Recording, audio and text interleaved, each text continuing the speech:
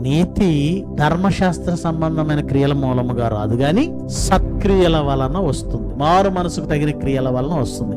ఇప్పుడు మీకు అర్థమైపోయిందా? క్రియలు ఉండాలా వద్దా? ఏ క్రియలు ఉండాలి, ఏ క్రియలు ఉండకూడదు?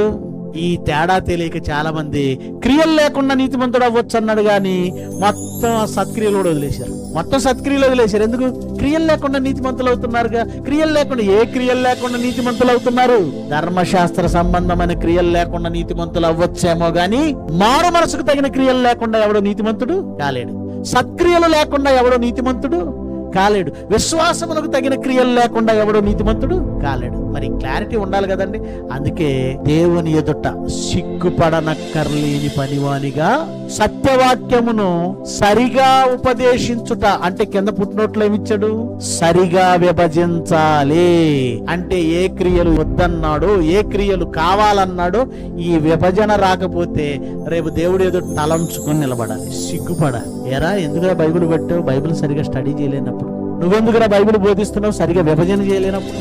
విశ్వాస సంబంధమైన క్రియల మూలంగా నీతిమంతులు అవుతాం.